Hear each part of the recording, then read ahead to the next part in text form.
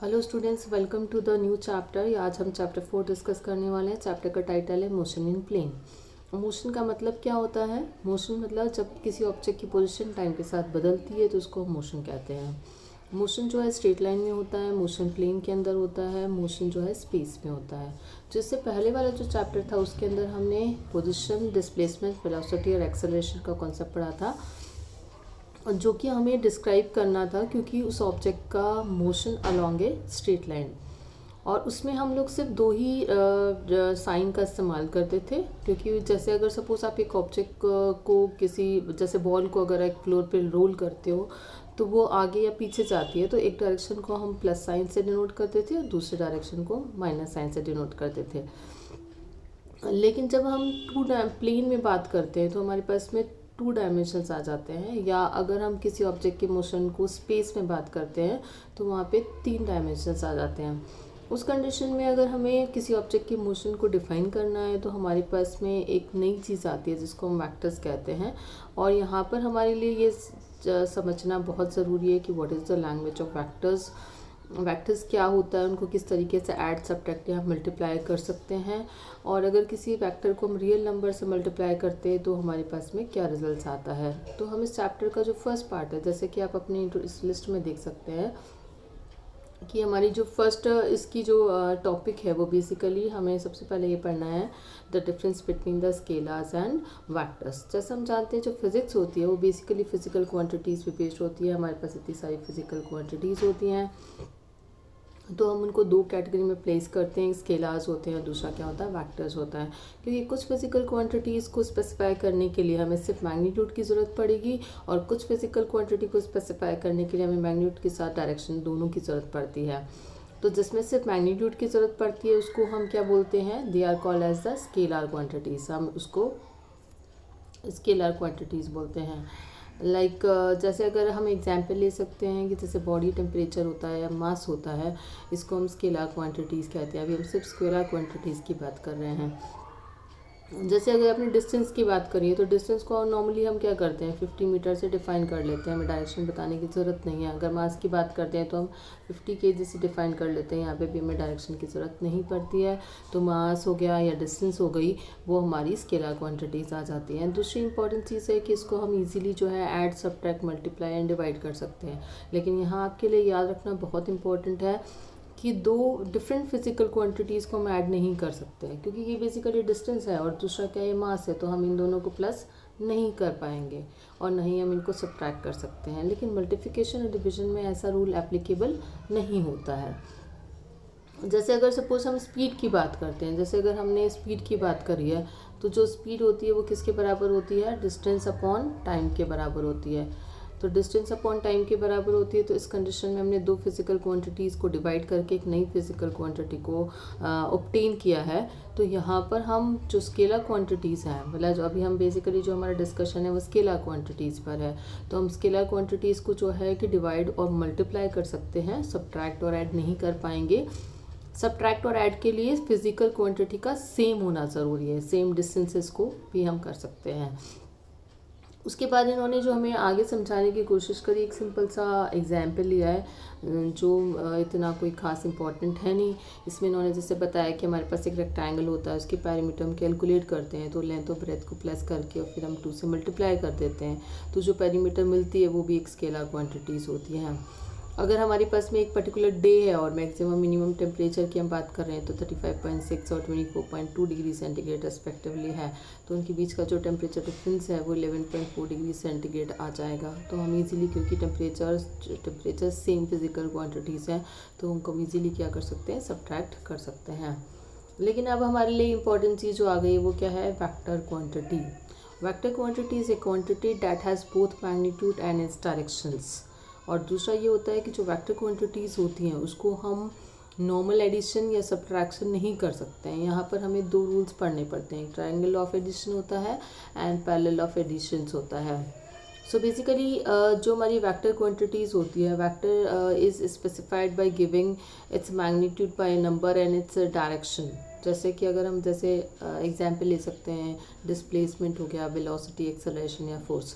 जैसे अगर हम सपोज़ की फ़ोर्स की बात कर रहे हैं, तो अगर हमारा फोर्स F होता है तो 50 न्यूटन है, तो जो ये 50 है ये इसका मैग्नीट्यूड हो गया। डायरेक्शन कौन सा है, ये ईस्ट में लग रहा है या नॉर्थ में लग रहा है, तो ये इसका डायरेक्शन भी हमें स्पेसिफाई करना ज़रूरी होता है। अब क्योंकि जब हम लोग दो तरह की फिजिकल क्वांटिटीज़ को डील कर रहे हैं, एक जो है हमारी जो है स्केलर क्वांटिटीज़ हैं, दूसरी जो है वेक्टर क्वांटिटीज़ हैं, तो इनका रिप्रेजेंटेशन का जो मेथड है वो भी डिफरेंट होना चाहिए, क्योंकि हम जैसे इसको रिप्रेजेंट करेंगे तो हमारे को उसके मेथड से पता चल जाएगा कि कौन सी फिजिकल क्वांटिटीज़ वेक्टर क्वांटिटीज़ हैं, कौन सी स्केलर क्वांटिटीज़ हैं। तो आपकी टेक्स्ट बुक के अंदर जो हमारे को मेथड्स दे रखे हैं वो दो मेथड्स हैं, जैसे कि आप इसमें अंदर देख सकते हो कि अगर इसको हम स्क्रॉल कर लेते हैं, जैसे यहाँ पर हमें क्या जो ये v दिख रहा है बोल्ड लेटर से दिखाया गया और ये किसको रिप्रेजेंट कर रहा है, वेलोसिटी को। तो वेलोसिटी जो होती है वो एक वेक्टर क्वांटिटी होती है। तो एक तरीका तो ये हो जाता है कि हम उसको बोल्ड लेटर से इंडिकेट करते हैं, और दूसरा तरीका क्या होता है कि उसको स्मॉल लेटर से इंडिकेट करके उसके ऊपर एक एरो प्लेस कर दिया जाता है। सो बेसिकली जो हमारी जो है दो मेथड्स हैं वेक्टर क्वांटिटीज़ को डिनोट करने का, एक तो उसको हम बोल्ड लेटर से डिनोट करेंगे और दूसरा जो होता है इसके पर एरो प्लेस कर दिया जाता है। लेकिन जब हम इसका मैग्नीट्यूड कैलकुलेट करते हैं, मैग्नीट्यूड मतलब इसमें डायरेक्शन उसमें इंक्लूड नहीं करते, तो मैग्नीट्यूड के लिए हमें इस तरीके से मोड लगाना पड़ता है। तो जब हमारा मैग्नीट्यूड होता है तो हम बोल्ड लेटर नहीं करेंगे, हम सिंपल एक स्मॉल लेटर से डिनोट कर देते हैं। उसके बाद हमारे पास में, क्योंकि अब हम वेक्टर्स का इंट्रोडक्शन हमारा कंप्लीट हो गया, अब हमें पढ़ना है कि पोजीशन और डिस्प्लेसमेंट वेक्टर्स क्या चीज़ होती हैं। क्योंकि ऑब्जेक्ट की पोजीशन को हमें डिफाइन करना है, और ऑब्जेक्ट जब मूव करता है तब जब वो मोशन में होता है तो उसकी बार बार उसकी पोजीशन क्या हो जाती है, चेंज हो जाती है। तो उसकी पोजीशन को हम किस तरीके से डिफाइन करेंगे, तो उसके लिए हमारे पास में पोजीशन वेक्टर होता है।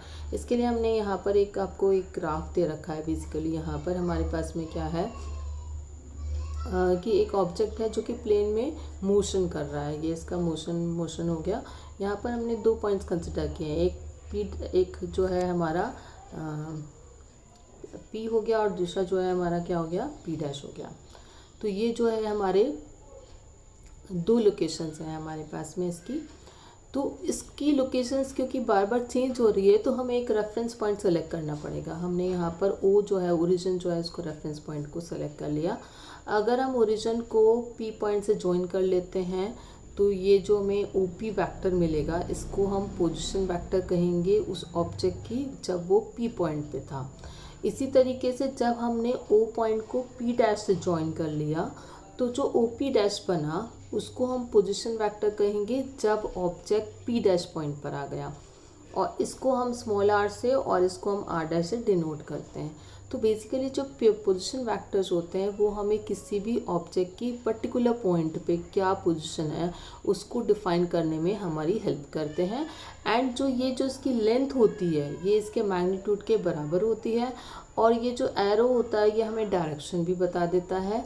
जो हमारे पोजीशन वेक्टर्स हमको मिलते हैं तो हम इसके पोजीशन वेक्टर्स का इस्तेमाल किसी ऑब्जेक्ट का मोशन जब प्लेन में होता है तो उसकी लोकेशन को बताने के लिए यूज़ करते हैं। लेकिन हमें एक चीज़ और यहाँ पर एक और करनी पड़ेगी कि जैसे इसमें हमने देखा कि एक जो दूसरी टर्म है, जैसे हमने यहाँ पर हमारा जो टॉपिक है वो बेसिकली पोजीशन और जो हमारी पोजीशन और डिस्प्लेसमेंट वेक्टर्स के बारे में बताया गया है। तो डिस्प्लेसमेंट वेक्टर क्या होता है, क्योंकि हम जहाँ डिस्प्लेसमेंट टर्म आपने ऑलरेडी पढ़ चुके हो, इनिशियल पोजीशन और फाइनल पोजीशन का जो डिफरेंस होता है इसको हम डिस्प्लेसमेंट कहते हैं। सेम चीज़ हमें क्या करनी है कि सेम चीज़ जो है हमें यहाँ पर भी अप्लाई करनी है। यहाँ पर जो है हमारा जब ऑब्जेक्ट था तो वो जो है पी पॉइंट पे एक लोकेशन ली जब वो टी टाइम था, और पी डैश पॉइंट पे था पहुँचा जब उसका टाइम जो है वो टी डैश हो गया। तो अगर हमने इन दोनों पॉइंट्स को एक स्ट्रेट लाइन से कनेक्ट कर दिया तो जो वेक्टर बनता है उसको हम डिस्प्लेसमेंट वेक्टर कहते हैं। एंड सबसे इम्पॉर्टेंट चीज़ होती है कि जो हमारा डिस्प्लेसमेंट वेक्टर होता है वो कभी भी जो है कि पोजीशन पे पाथ पे डिपेंड नहीं करता है। और दूसरी इम्पॉर्टेंट चीज़ जो होती है, जो डिस्प्लेसमेंट वेक्टर होता है उसका जो मैग्नीट्यूड होता है वो पाथ लेंथ से कम या ज़्यादा हो सकता है। इसको हम कैसे समझ सकते हैं कि जैसे सपोज़ हमारे पास में जो है दो पॉइंट्स हैं ना, अब इस ऑब्जेक्ट जो है वो स्ट्रेट भी जा सकता है, वो इस तरीके से भी जा सकता है, वो इस तरीके से भी तीन पाथ फॉलो कर सकता है। तो तीनों ही कंडीशन में जो है पोजीशन वेक्टर तो सेम रहेंगे, डिस्प्लेसमेंट वेक्टर तो सेम रहेंगे, क्योंकि हमें इनिशियल पोजीशन और फाइनल पोजीशन को क्या करना होता है, स्ट्रेट लाइन से ज्वाइन करना पड़ता है। तो लेकिन यहाँ पर जो है कि इस कंडीशन में जो हमारा डिस्प्लेसमेंट वेक्टर होगा ये पाथ लेंथ के बराबर होगा, यहाँ ये इससे कम होगा और यहाँ पे भी इससे ये कम होता है। तो हमें ये इंपॉर्टेंट चीज़ आपको समझनी है, यहाँ पर आपको इसको अंडरलाइन कर सकते हैं। Magnitude of displacement is either less than और equal to the path length और an object between the 2 points. This fact was emphasized in the previous chapter also by discussing motion along a straight line.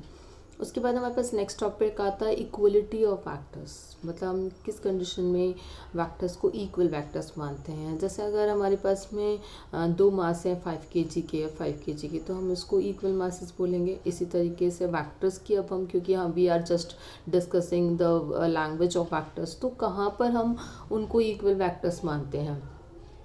इसके लिए आपके पास में आपके book के अंदर 2 examples से रखे हैं। 2 वेक्टर्स हैं हमारे पास ए और बी, उनको हम इक्वल कब कहते हैं, जब उनका मैग्नीट्यूड और उनका डायरेक्शन दोनों बराबर होता है। इसके लिए आपको क्या करना है, एक वेक्टर ए लेना है, दूसरा वेक्टर जो है वो बी लेना है।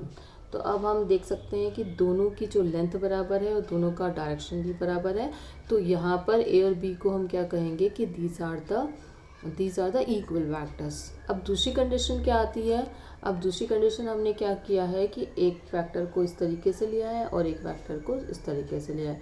ये ए वेक्टर हो गया और ये बी वेक्टर हो गया। ए और बी दोनों वेक्टर्स का जो है लेंथ बराबर है, लेकिन इसका डायरेक्शन अलग अलग है। इस कंडीशन में हम इक्वल वेक्टर्स इनको नहीं कह सकते हैं। तो इक्वल वेक्टर्स होने की क्या कंडीशन है, इक्वल वेक्टर की क्या कंडीशन है कि हमें अच्छे से इस चीज़ को समझ लेना है कि इक्वल वेक्टर्स हम तभी कहते हैं जब हमको जो वेक्टर की लेंथ है और जो वेक्टर का जो डायरेक्शन है वो दोनों क्या होना चाहिए, इक्वल होना चाहिए। एंड एक चीज़ और यहाँ पर हम डिस्कस कर लेते हैं कि जब हम वेक्टर्स को डिफ़ाइन करते हैं तो वेक्टर्स का इस तरीके से डिफ़ाइन करते हैं, तो इसके 2 पार्ट्स होते हैं। इसको जो है हम बोलते हैं टेल और इसको हम बोलते हैं हेड, क्योंकि ये दोनों टर्म जो है आगे हमारे पास में काम में आने वाली है। उसके बाद हमारे पास नेक्स्ट टॉपिक है multiplication of vectors by real numbers. अगर हम किसी भी वेक्टर को एक पॉजिटिव नंबर्स, इसमें इन्होंने पॉजिटिव नंबर जो है लेम्बडा लिया है, लेकिन जैसे लेम्बडा हमारे लिए समझना थोड़ा सा मुश्किल होता है। जैसे हमने कोई भी पॉजिटिव नंबर जो है 5 से अगर मल्टीप्लाई कर लेते हैं तो उसका जो मैग्नीट्यूड है वो 5 टाइम्स जो है क्या हो जाएगा, बदल जाएगा, लेकिन उसका डायरेक्शन वही रहता है।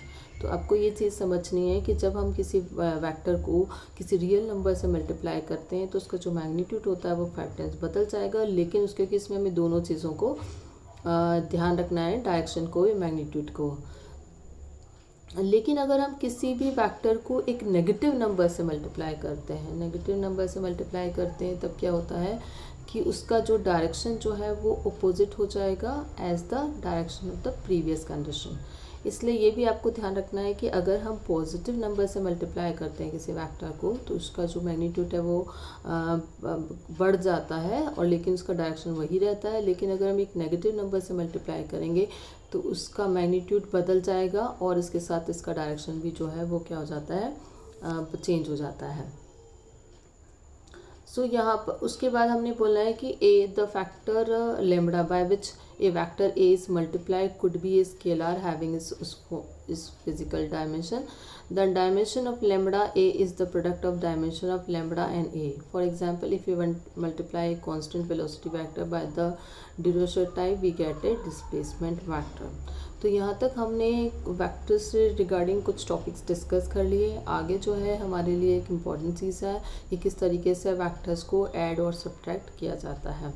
So see you in the next video.